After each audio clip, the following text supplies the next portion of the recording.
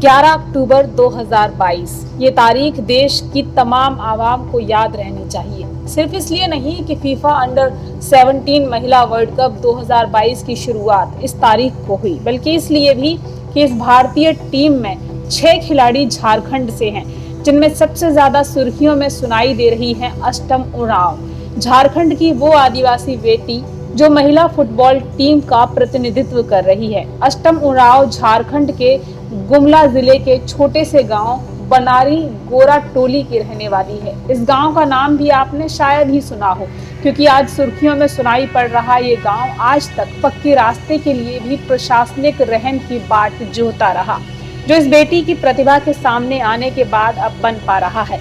देश के तमाम ऐसे गांव हैं जहां पक्के रास्ते और शहरों से जुड़ाव आज भी ख्वाब है, लेकिन ऐसे ही गांवों में मुफलिसी के थपेड़ों के बीच वो प्रतिभाएं पल रही हैं, जिनमें कई निखर कर सामने आ जाती हैं और शायद कितनी ही बिखर जाती होंगी, वक्त पर सही मुकाम न मिल पाने के चलते। आज अष्टम विश्व स्तर पर फुटबॉल खेल रही हैं, लेकिन गरीब माता पिता ने कभी टीवी नहीं देखा, क्योंकि सिर्फ अष्टम के घर में ही नहीं बल्कि पूरे गाँव में टीवी जैसा कोई यंत्र ही नहीं। तो प्रशासन ने अष्टम के यहाँ हाल ही में टीवी मुहैया कराया है, ताकि बेटी को स्क्रीन पर खेलते देख सकें उसके माता पिता। लेकिन गरीबी की ऐसी लाचारी है कि वर्ल्ड कप में खेल रही इस बेटी के माता पिता आज भी उसी सड़क के निर्माण कार्य में 250 रुपए की दिहाड़ी पर मजदूरी कर रहे हैं, जो सड़क अष्टम के सम्मान में गाँव तक खींची गई है।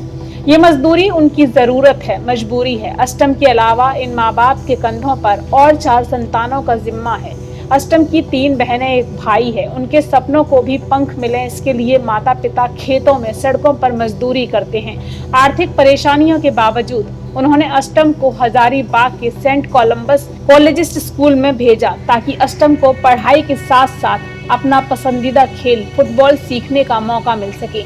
अष्टम को बचपन से ही फुटबॉल खेलना पसंद था और अच्छा खेलती भी थी। स्कूल लेवल पर कई इनाम अष्टम ने जीते। ये शायद इसलिए भी क्योंकि अष्टम के पिता खुद भी एक फुटबॉल खिलाड़ी हैं, इसीलिए खेलों के महत्व को समझते हैं। हाँ, वो अलग बात है कि देश और देशवासी शायद सिर्फ एक ही खेल को महत्वपूर्ण समझते हैं, उसी की चमक दमक का कामकाज जारी रहता है। और अष्टम जैसे न जाने कितने ही होनहार सितारे मुफलिसी में मायूस होकर बैठ जाते हैं।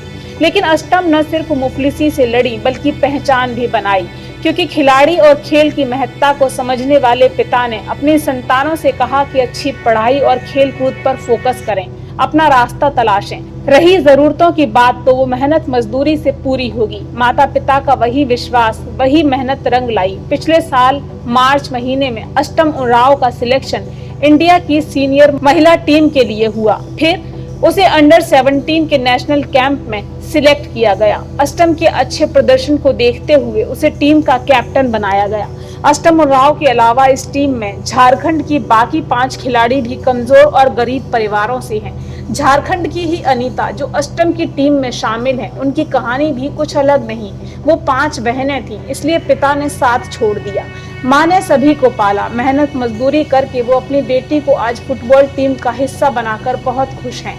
लेकिन यहाँ तक पहुँचने के लिए इस माँ ने भी क्या कुछ नहीं सुना। खैर, अष्टम के परिवार की माली हालत इतनी कमजोर है कि सोचने वाला अष्टम के यहाँ तक के सफर को भी सलाम करे। उस पर उनका टीम को लीड करने का उत्साह। इसीलिए तो अष्टम उरांव को सम्मान देने के लिए झारखंड सरकार उनके गांव तक सड़क बना रही है और स्टेडियम भी बनेगा। वही सड़क जहां माता पिता मजदूरी कर रहे हैं। जरूरी है, नहीं करेंगे तो अपने परिवार का पेट कैसे पालेंगे। उन्हें देश को अष्टम जैसे और खिलाड़ी देने हैं, फिर चाहे देश उनके लिए सोचे न सोचे। मुफलिसी से पस्त इस पिता के हौसले ऐसे हैं कि औलाद को फौलाद बनाने की सोच कमजोर नहीं होने दी। इस पिता की मेहनत मजदूरी से पली बेटी अष्टम आज देश की प्रतिभावान फुटबॉलर है।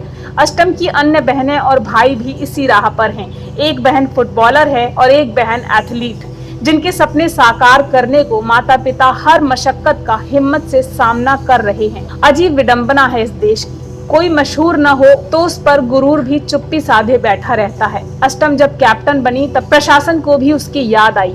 ऐसा पहली दफा नहीं है और आखिरी भी नहीं। कि अष्टम जैसे होनहार चेहरे मुफलिसी के थपेड़ों के बाद भी चमक पा रहे हैं। हाँ, खलती है तो वो अनदेखी जो तब तक जारी रहती है, सिलसिलेवार चलती है जब तक कि ऐसी प्रतिभाएं सुर्खियां न बन जाएं। इसलिए क्योंकि इन प्रतिभाओं को राष्ट्र की प्रतिभा की तरह देखा ही नहीं जाता। कस्बे, गांव, शहर, जिले या प्रदेश की सीमाओं तक सिमट कर रह जाता है इनका हुनर। कितने ही ऐसे प्रतिभावान खिलाड़ी हैं जो उस तरह फेमस नहीं होते, पहचाने नहीं जाते, जैसे कि क्रिकेटर्स। आमजन तो छोड़िए, नेता तक उन्हें नहीं पहचानते। खिलाड़ी दिव्या काकरान, जिन्होंने कॉमनवेल्थ में कुश्ती में ब्रॉन्ज मेडल जीता था, उन्हें तो आम आदमी पार्टी के विधायक सौरभ भारद्वाज ने यहाँ तक कह दिया कि क्या आप दिल्ली की तरफ से खेलती हैं, मैं आपको नहीं जानता।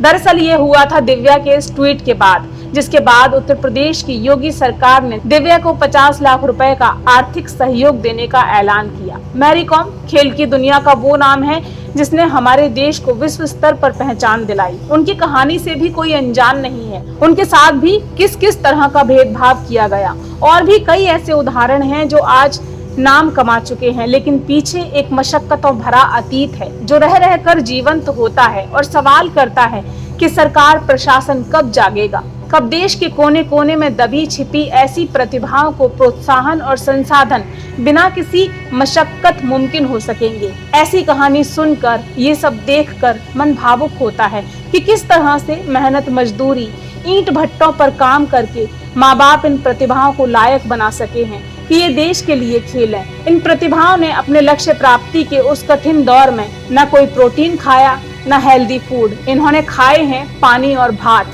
गांव की वो मिट्टी, धूल, धूप, जिसकी बदौलत आज ये बुलंदी के शिखर पर पहुंची हैं।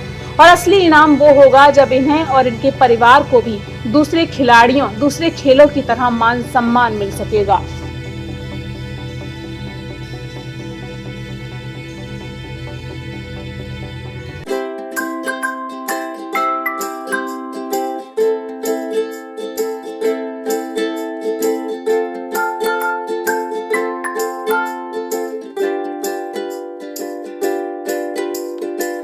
हमारे साथ जुड़े रहने के लिए देखते रहिए देश रोजाना का YouTube चैनल।